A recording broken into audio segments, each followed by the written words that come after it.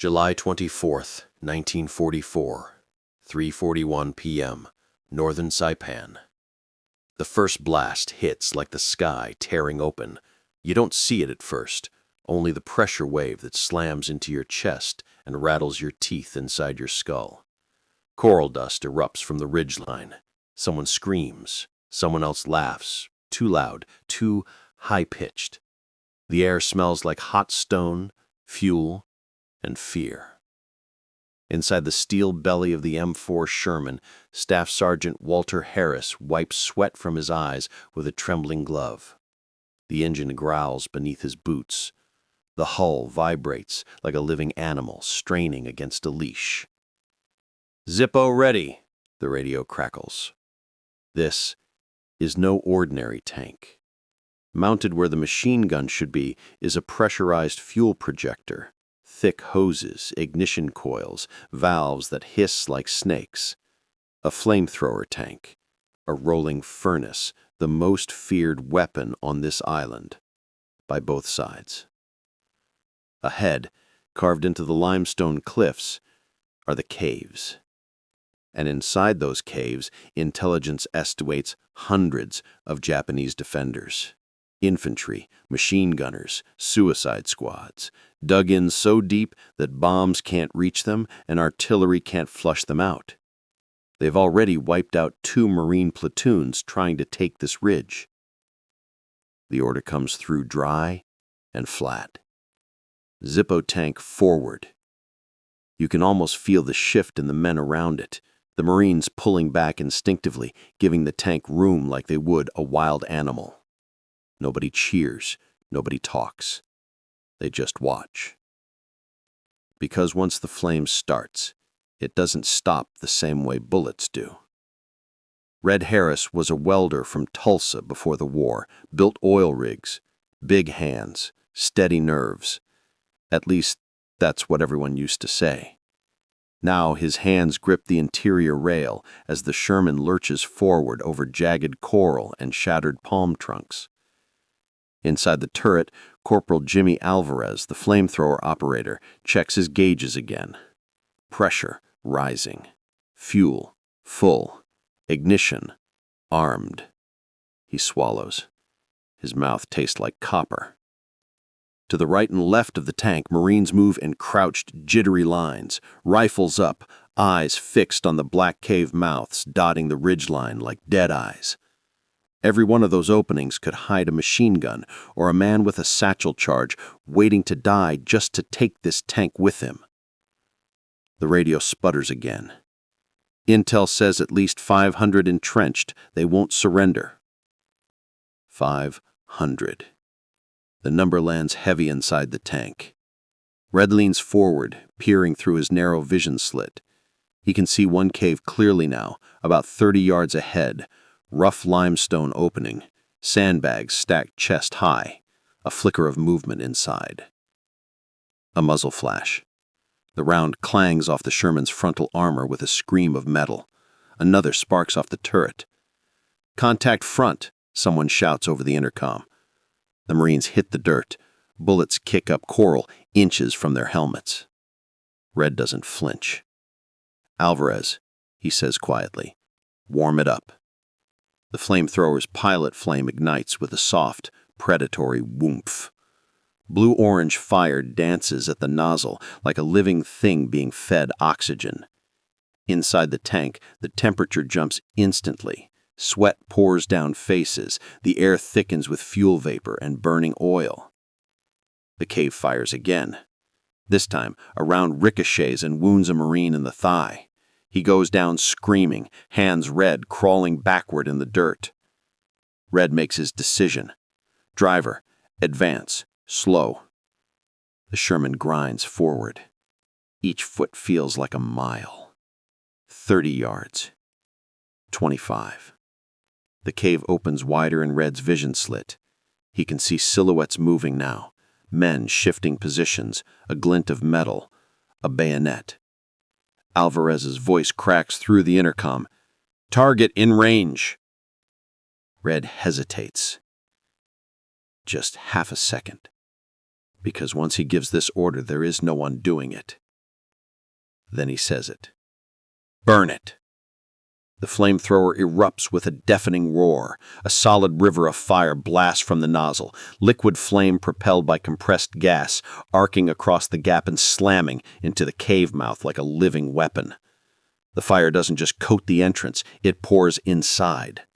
The temperature at the cave mouth spikes beyond 1600 degrees Fahrenheit in seconds. The sandbags ignite, the limestone blackens and cracks, and from inside the cave comes a sound no Marine ever forgets. Screaming. High, panicked animal. Some of the defenders try to run out. They stagger into the open wrapped in fire, uniforms igniting instantly, flesh blackening in seconds. Marines recoil, some firing out of instinct, some frozen in shock. Others never make it out at all. The flame pours inward, seeking oxygen, crawling through side tunnels, bending with the air currents deeper into the hill. Inside, ammunition cooks off, grenades detonate prematurely, secondary blasts ripple through the rock. Alvarez keeps the trigger depressed for 5 long seconds. Then 10. Then 15. Red finally slams his fist against the turret wall. Cease. The flame cuts off. Smoke and heat pour from the cave mouth in a rolling black cloud. The screaming fades, not into silence, but into something worse. An empty, echoing roar of fire consuming what's left inside. The Marines stare. No one moves.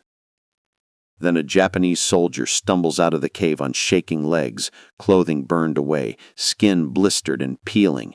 He collapses 3 steps from the entrance and stops moving.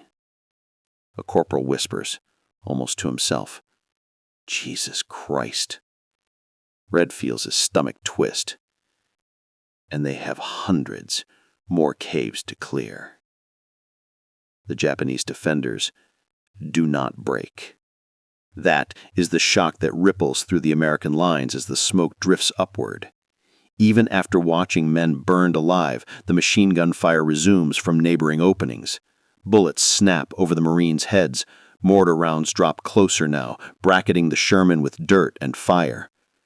From deeper in the ridge, a bugle call echoes, faintly, sharp, defiant.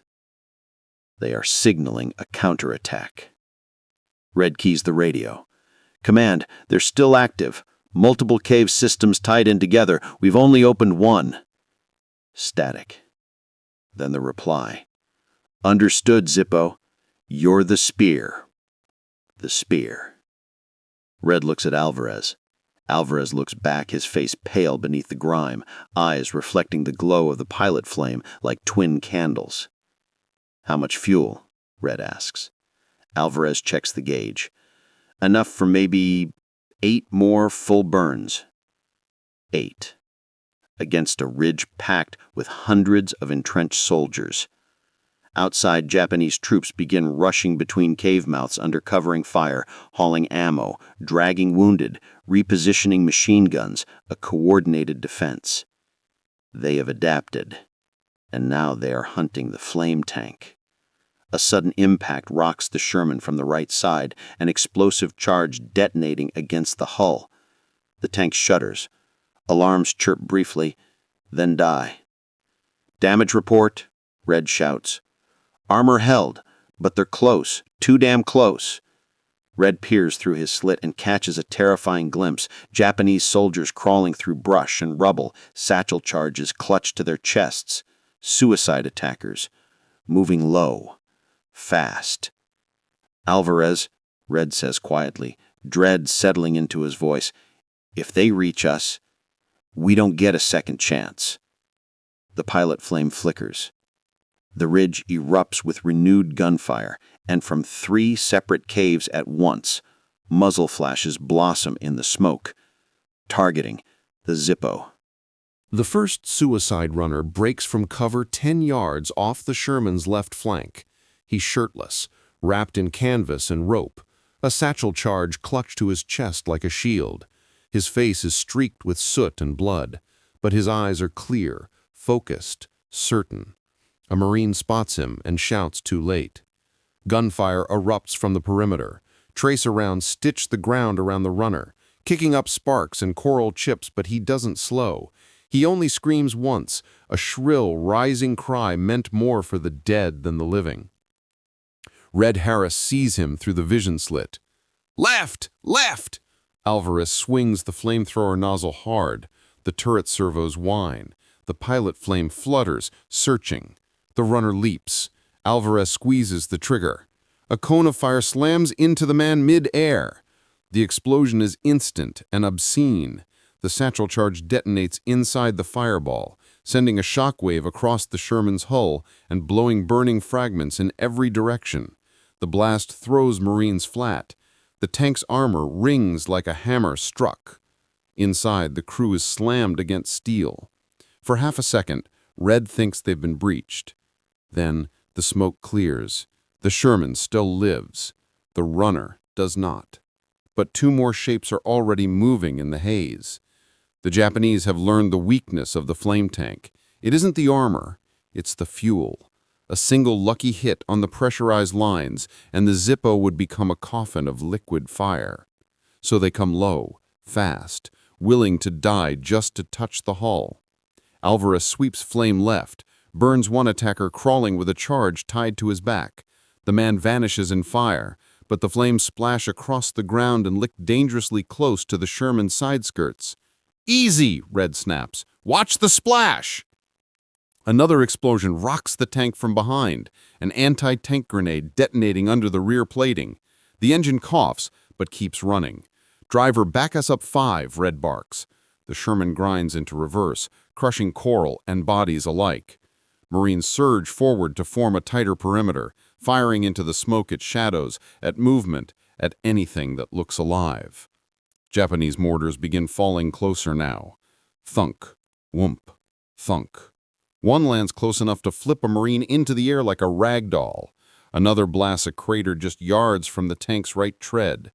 The ridge has turned into a killing bowl. Red keys the radio again. "We're taking heavy counterattack from suicide troops and mortars. Zippo is still operational but exposed." The reply comes back after a pause. "Understood. No infantry advance possible without cave suppression. You're still the only tool that works." Red closes his eyes for 1 second, then opens them. "Alvarez, pick the next mouth." They choose the largest cave on the ridgeline, wider opening reinforced with timber, machine gun fire pouring from it in steady, murderous bursts. This one is a command hub, ammo depot, the nerve center of the defense. Alvarez adjusts pressure. Fuel drops another notch. The Sherman crawls forward again. Marine rifle fire intensifies as they cover the approach, bullets snapping and cracking through palm trunks and stone. Japanese defenders answer with disciplined volleys, measured, deadly. A Marine takes a round through the neck and drops without a sound. Another loses his lower arm to a grenade blast and keeps screaming long after the medic drags him back. The cave looms closer. 20 yards. 15. Red feels heat even before the flame fires. Residual heat from the last burn trapped inside steel. "On target," Alvarez says. "Burn it deep."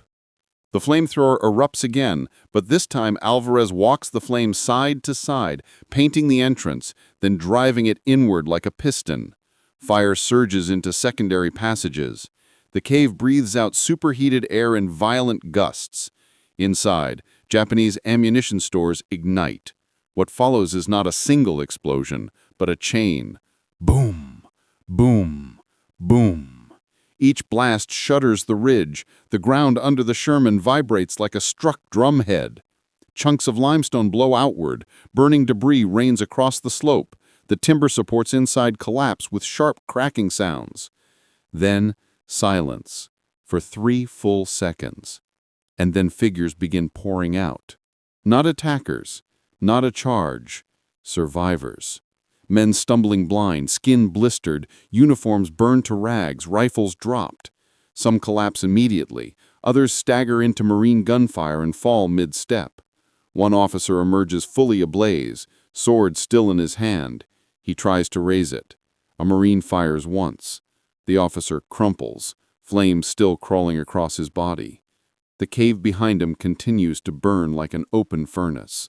The Marines stop firing, not because the order is given, because there is nothing left to shoot. By late afternoon, the ridge is unrecognizable.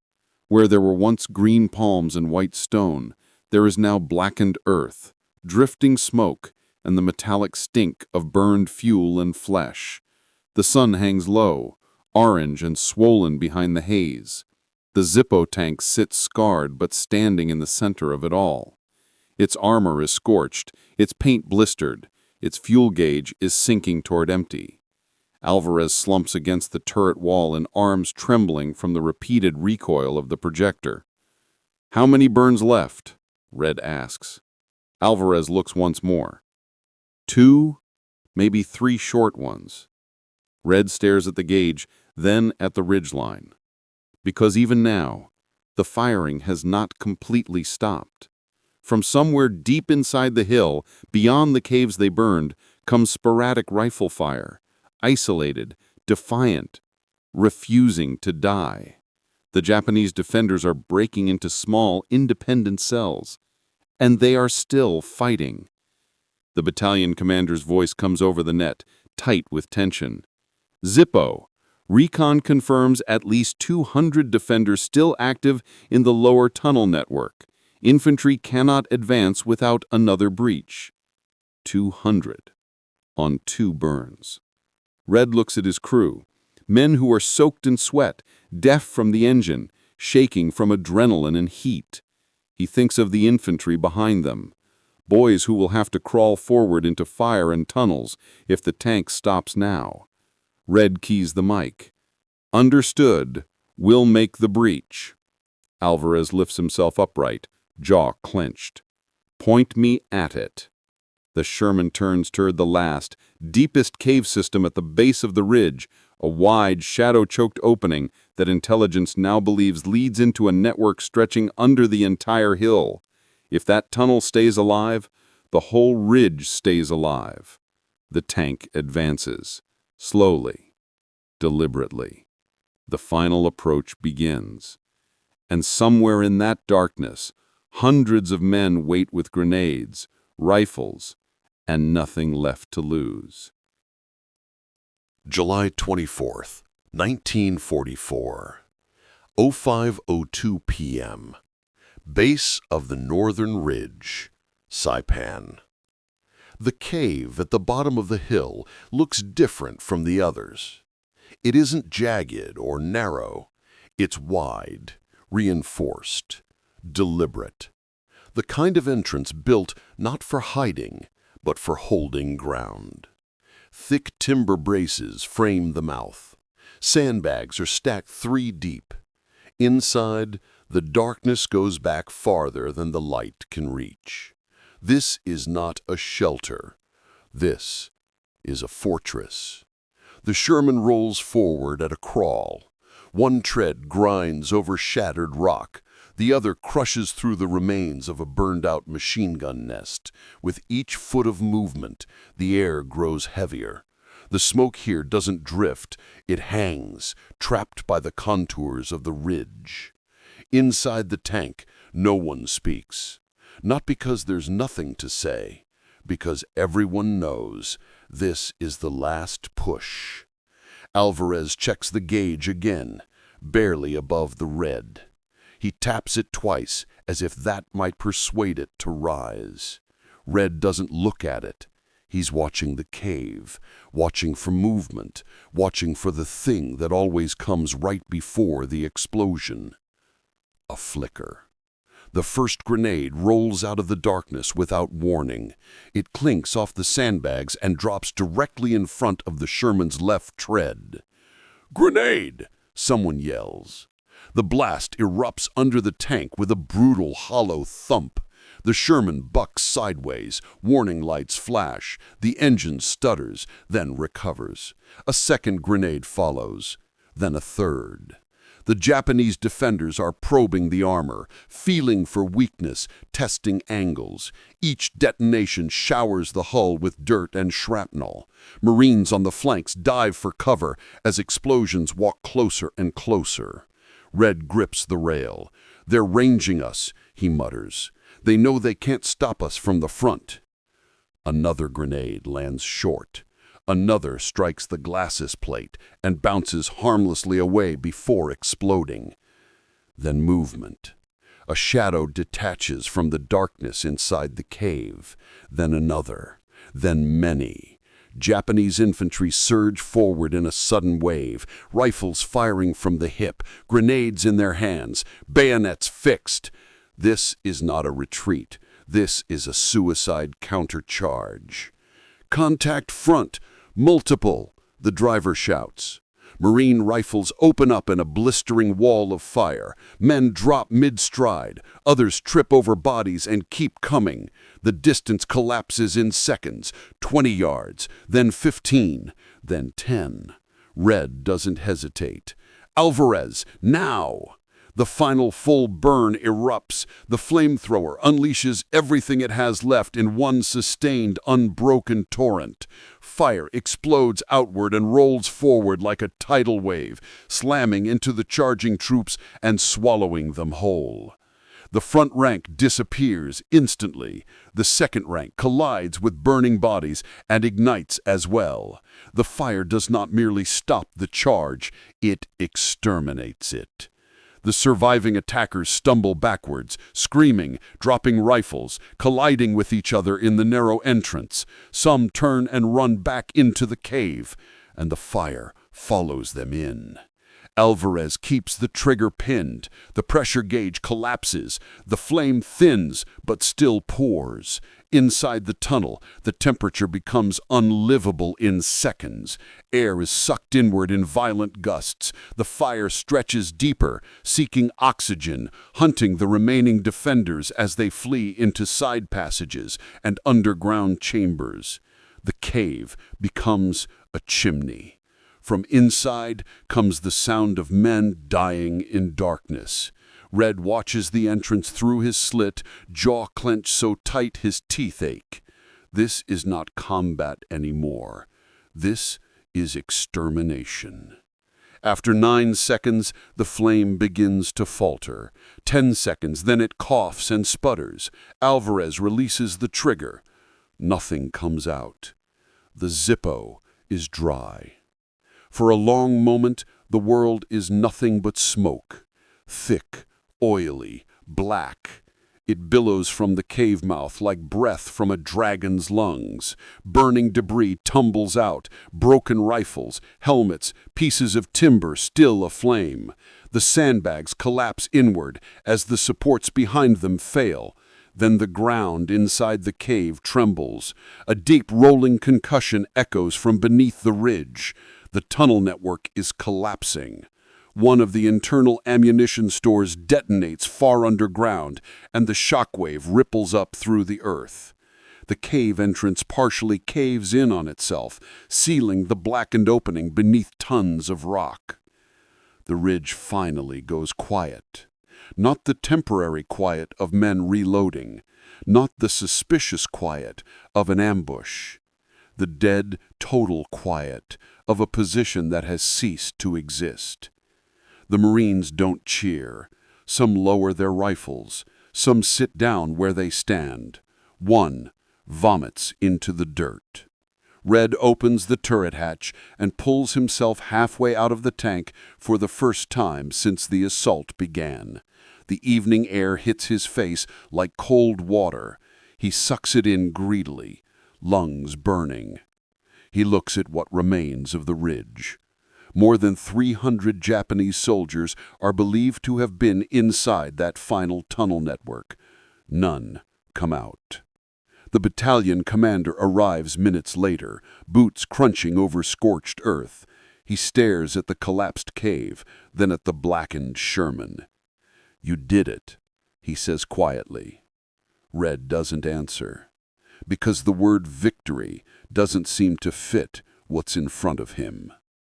That night, the Marines finally occupy the ridge. They move cautiously, rifles ready, checking cave after cave, finding bodies stacked in the darkness, fused together by heat, ammunition melted into lumps of brass and lead. Some tunnels are so hot hours later that boots begin to smoke on the stone. Medics work through the night on the wounded. Graves registration follows behind them. The dead are counted, tagged, and carried down the slope under the dim glow of shuttered lanterns. No one ever produces an exact number of Japanese killed in the cave system. The estimates ranged wildly: 200, 300, 500. All anyone knows for sure is this: an entire defensive network vanished in less than an hour, and it vanished because of one weapon. Later, long after midnight, Red Harris sits on the Sherman's hull, feet dangling, helmet resting beside him. His hands are shaking now that the adrenaline is gone. Alvarez climbs up beside him and lights a cigarette with unsteady fingers. "I can still hear them," Alvarez says quietly. Red nods. "So can I." Down in the valley, scattered rifle fire still echoes occasionally as isolated pockets of resistance are hunted down. But the ridge, the impossible ridge, is finally American, and word of what happened here will spread fast, across Saipan, across the Pacific. By tomorrow, every Japanese defender on the island will know what the Americans brought to the caves, and what the caves cannot stop. But the story of what this weapon truly costs, to the men on the receiving end, and to the men who have to pull the trigger, that story is only beginning. Dawn comes slowly to Saipan after a night like that. Not with birdsong or fresh air, but with the low groan of wounded men, the hiss of cooling metal, and the sour, choking smell that still hangs over the ridge like a curse. Smoke drifts in thin, lazy ribbons from collapsed cave mouths. The earth itself seems exhausted. Red Harris hasn't slept. Neither has Alvarez. They sit on opposite sides of the Sherman as the sky lightens from black to bruised purple. The Zippo's fuel tanks are empty now, dry as bones. Its flamethrower nozzle is blackened, warped slightly from prolonged heat. The most feared weapon on the ridge is now nothing more than a scarred steel statue. A Marine lieutenant approaches carefully, stepping over rubble and bodies. "You're being pulled back," he says. "Command wants the Zippo inspected. They're calling yesterday's breach decisive." Red looks up at him. "Decisive," he repeats quietly. The lieutenant hesitates, then nods. "They say the Japanese defense on the northern sector collapsed overnight. Prisoners taken this morning confirmed it." Red absorbs that in silence. The lieutenant continues, a little awkwardly. "You probably saved a few hundred of our boys." Red doesn't answer, because what he's thinking is simpler and heavier. We killed more than that. By mid-morning, the ridge is fully secured. American flags appear on the high ground. Signal teams set up radios. Bulldozers begin the grim work of filling unstable tunnels and burying the dead. The battle moves south, deeper into the island, but the fighting here is over. And already, word of the Zippo Tank is spreading. Infantry units whisper about it as if it were a creature rather than a machine. The fire Sherman, the dragon, the thing that breathes hell. Some Marines ask to be assigned near it. Others quietly ask to stay as far away as possible. because the flamethrower tank does not feel like protection. It feels like a last resort. From the Japanese side, the impact is even more profound. Intercepted radio traffic later reveals that surviving defenders begin to abandon deep cave networks altogether. Officers realize that tunnels, once their greatest strength, have become their greatest weakness. Before, caves meant protection from bombs. Now, they mean ovens. Some defenders try to block entrances permanently from the inside, preferring to die sealed in rather than burned out. Others move to shallow spider holes and open trench lines, where at least death comes quickly. The psychology of the battlefield has shifted. Fear has a new shape, and it rolls on tracks. 3 days later, Red Harris is summoned to command. He enters a half-destroyed plantation house now serving as headquarters. Maps cover the walls. Officers move with clipped urgency. A major gestures him over. "They want to duplicate what you did on a larger scale." Red stiffens. "Sir?" The major taps a map marked with heavy red circles. "Upcoming operations on Tinian, Iwo Jima, and Okinawa. Same problem. Cave systems, fortified ridges, interlocking tunnels, high casualties." He looks Red dead in the eye. "We're converting more Shermans into Zippos. Fast." Red understands immediately. What happened on that ridge wasn't an exception. It was a prototype. By the end of 1944, flamethrower tanks become standard in Pacific Island assaults. They are used at Iwo Jima, where entire Japanese battalions vanish inside volcanic tunnels. Okinawa, where Zippos crawl through rain and mud, burning defenders out of ridges that artillery can't touch. Peleliu, where fire pours into coral bunkers so deep that even direct hits can't reach the men inside. Every time, the pattern is the same. Infantry pinned, artillery ineffective. Then the flame tank rolls forward, and the position dies. American casualty rates drop sharply in sectors where Zippos are deployed. Japanese casualties become absolute. Back on Saipan, the official report is typed in clean, careful language. Enemy resistance eliminated through use of specialized armored assault equipment. No mention of screaming. No mention of men fused together in tunnels. No mention of the heat so intense that rifle barrels droop like wax. War records do not describe what fire sounds like underground. But the men who were there never forget. Weeks later, Red Harris receives a letter from home. His wife writes about ration cards, about a neighbor's new baby, about how proud the town is that he's helping win the war. He reads it sitting on a crate outside the maintenance yard. Behind him, mechanics are converting another Sherman into a Zippo, bolting on pressure tanks, feeding hoses through the turret, testing ignition systems with brief spits of flame. The dragon is being reborn. Red folds the letter slowly. When Alvarez sits down beside him, Red doesn't look up. "They're going to use this everywhere," Alvarez says quietly. Red nods. "Yeah." Alvarez hesitates. "Do you think we did the right thing?" Red takes a long time to answer.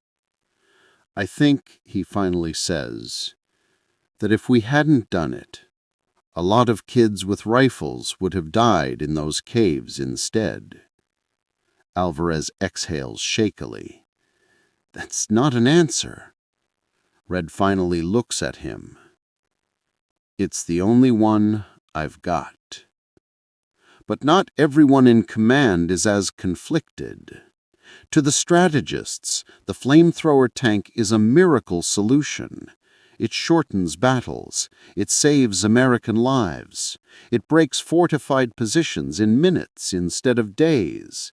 And as the war grinds on toward Japan itself, those advantages become everything, especially as planners begin to consider the unthinkable, a full-scale invasion of the Japanese mainland. Millions of soldiers, millions of defenders, and thousands of cave systems carved into mountains and coastlines. In that future, the Zippo is not just a weapon. It is a template, a doctrine. And the men who first drove it into the fire, like Red Harris and Jimmy Alvarez, are now part of something far larger and far darker than they ever imagined when they rolled forward on that ridge. Because the question is no longer whether the flamethrower tank works. The question is how far the world is willing to go now that it does. And somewhere across the Pacific, on islands not yet named in casualty reports, more caves are waiting. The men inside this Zippo are younger than Red ever was on Saipan. Barely trained, barely shaved, their hands shake as the tank lurches off the black sand and into the killing zone beneath Mount Suribachi. The Marines around them know what this machine can do now. Some feel hope for the first time since landing. Others feel something closer to dread. Because every Japanese gun on the mountain pivots toward the flame tank the moment it reveals itself. Heavy rounds slam into the Sherman's armor in sparks and shrieks. The hull rings like a cathedral bell. Anti-tank rifles punch at the plating, searching for seams. Mortar shells walk closer and closer. The Zippo keeps moving. Slow. Relentless. A Marine lieutenant on the ground is shouting into his radio, voice shredded raw. "Send the Zippo up! We're pinned on all sides! We can't move without it!" The flame tank becomes a beacon and a magnet for death.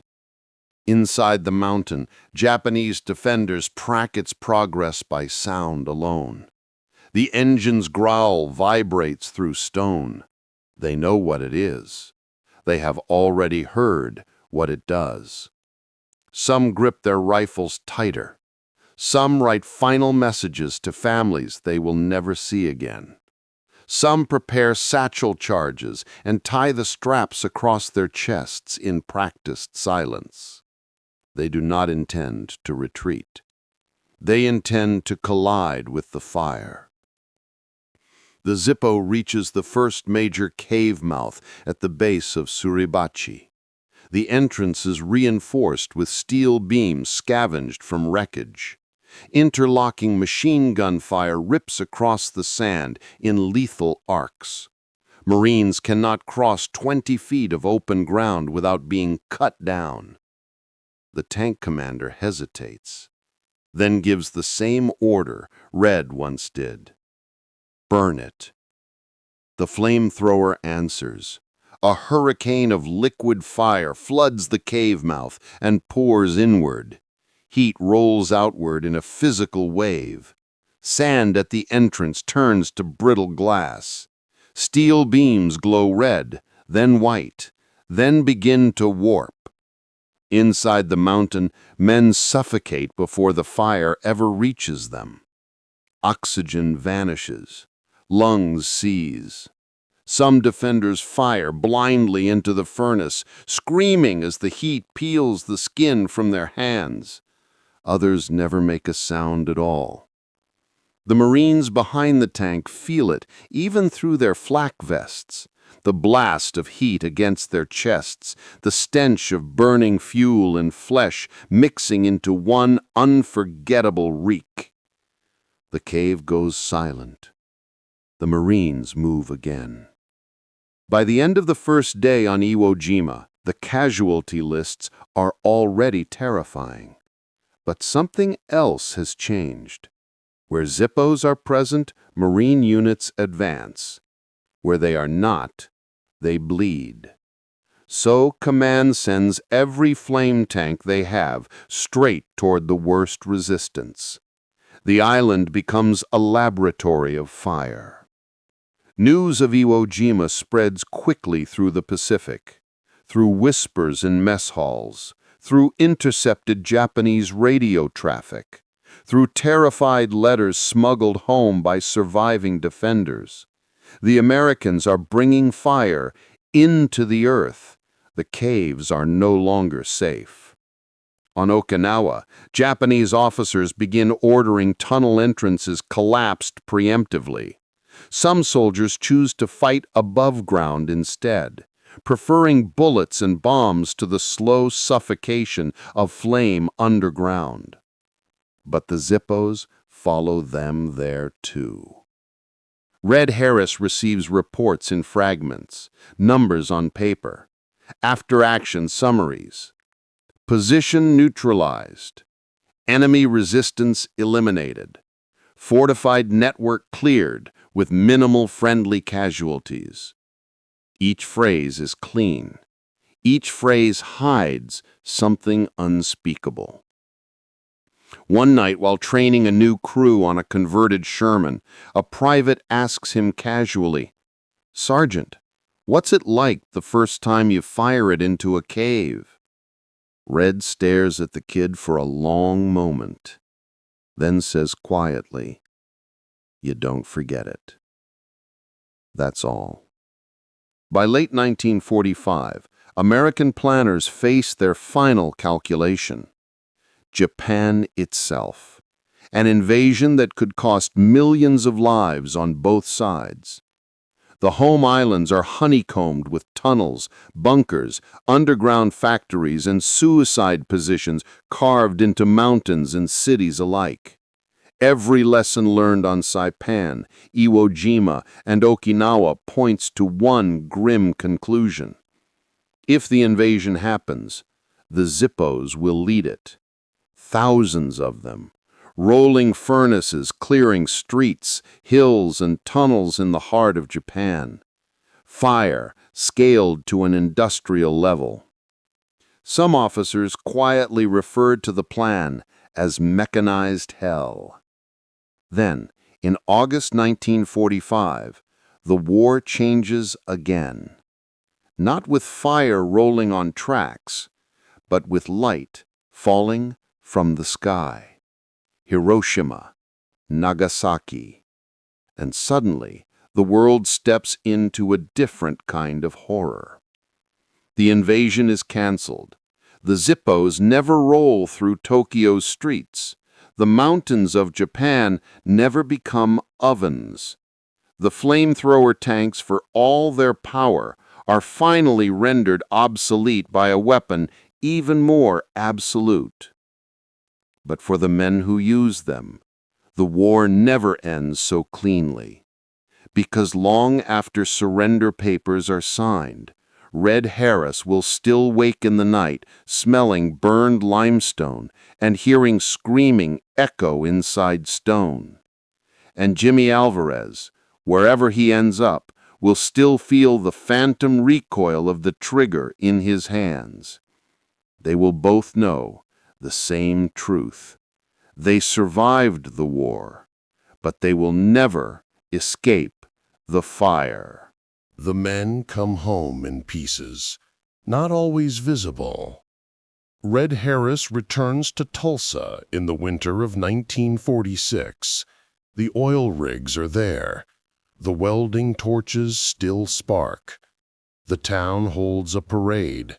There are flags and speeches and smiles that don't fully understand what they're celebrating. Red stands at the edge of the crowd in his old civilian coat, while the mayor calls him a hero. He doesn't feel like one. At night, he dreams of tunnels, not the ones filled with fire, but the ones that are still dark, still breathing. Jimmy Alvarez never goes back to California. He drifts. Jobs don't last long, neither do friendships. The only thing that steadies his hands anymore is alcohol. Sometimes he tries to explain what it was like. People stop listening halfway through. They want victory stories, not furnace stories. Historians will one day debate the Flamethrower Tank. They will argue that it saved tens of thousands of American lives. They will argue that it represented one of the most inhumane weapons ever fielded in ground combat. Both sides will be right, because the Zippo was not built to be merciful. It was built to end battles that nothing else could. And it did, with terrifying efficiency. The caves of Saipan, Iwo Jima, and Okinawa still exist. Some are sealed, some are open to the public. Tourists walk past them now with cameras and guidebooks. They read small plaques that use gentle words like fighting and clearance and engagement. They do not smell the air. They do not hear the screaming. They do not feel the heat. But the stone remembers. The Flamethrower Tank fades quietly from American arsenals after the war.